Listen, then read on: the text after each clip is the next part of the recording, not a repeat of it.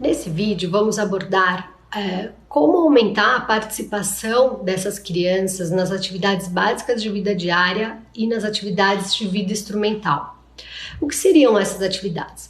As atividades básicas de vida diária são todas as tarefas que precisamos realizar para poder sair de casa. Então, para eu poder sair de casa, eu preciso ter me alimentado, ter feito minha higiene, me vestir, me locomover de alguma maneira, me comunicar de alguma maneira.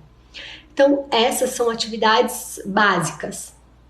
Já as atividades instrumentais são todas as tarefas que realizamos interagindo com o ambiente. Um interruptor de luz que eu decida ligar ou desligar é uma atividade instrumental. O uso de um celular, o uso de um computador, o uso de um elevador. Então, como que eu interajo no meu ambiente, essas são consideradas atividades de vida instrumental. As crianças com AMI possuem um comprometimento motor que as impedem de interagir de uma forma harmônica com essas atividades. Então, elas passam a depender de outras pessoas para o seu autocuidado e para essa interação com o meio ambiente. Mas nem por isso podemos diminuir a autonomia delas na tomada de decisão na participação dessas atividades. Eu vou dar um exemplo muito fácil da gente pensar. Eu posso não conseguir vestir essa minha camisa, mas eu posso escolher colocar essa camisa hoje.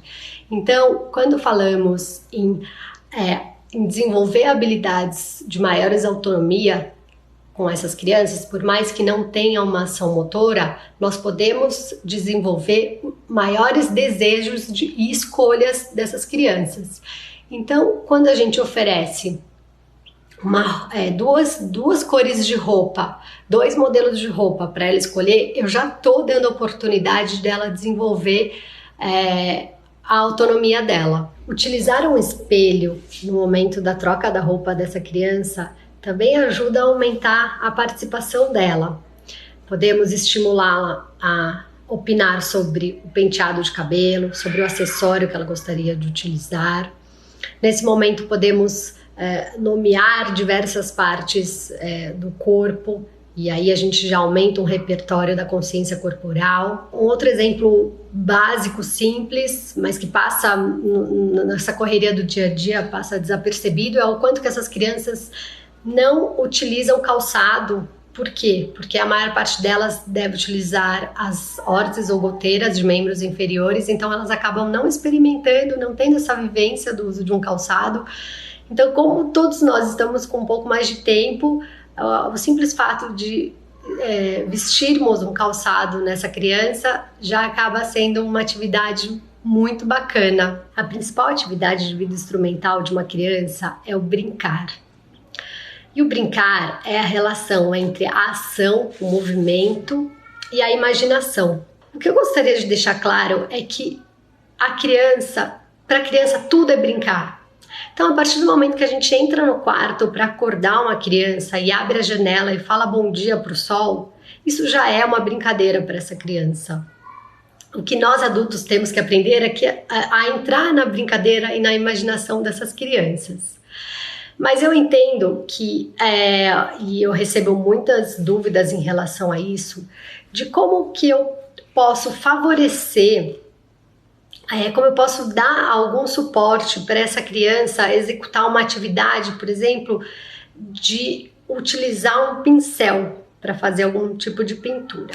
Ao escolhermos a atividade gráfica da pintura, precisamos definir qual a melhor ferramenta para essa criança experimentar essa atividade. Um pincel tradicional pode exigir habilidades finas, motoras finas, muito evoluídas para esse momento. Então, podemos substituir por um rolinho de pintura onde a superfície de contato pode favorecer a execução dessa atividade.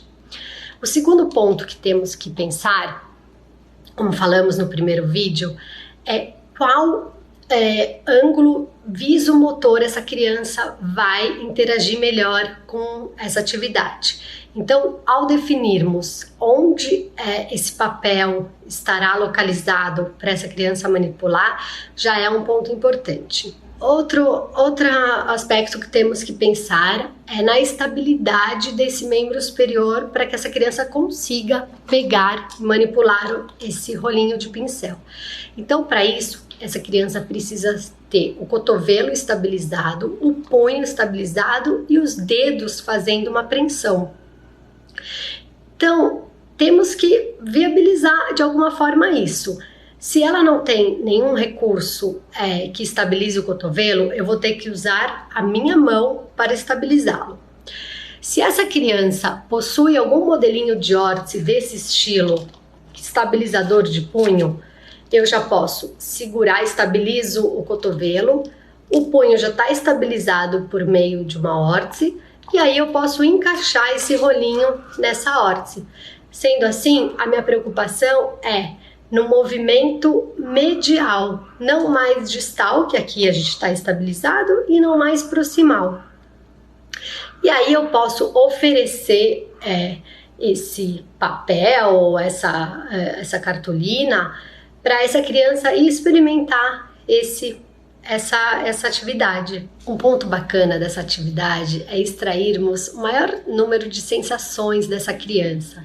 Então, não é o acertei a pintura ou contorno, mas se essa tinta ela é molhada, ela é gelada, se ela escorregou do papel, o que ela conseguiu esboçar, né, de movimento e de intenção de movimento durante essa atividade. Claro que quando a gente realiza essa atividade junto com o terapeuta ocupacional, o objetivo é sempre tentar diminuir o número de recursos humanos, né? Eu segurar o menos possível essa criança e descobrir quais tecnologias, quais recursos, quais dispositivos podem deixá-la mais funcional, mais potente. Então, muitas vezes a gente vê uma criança que usa slings de membros superiores para segurar mais a parte proximal, órtese na parte média e distal,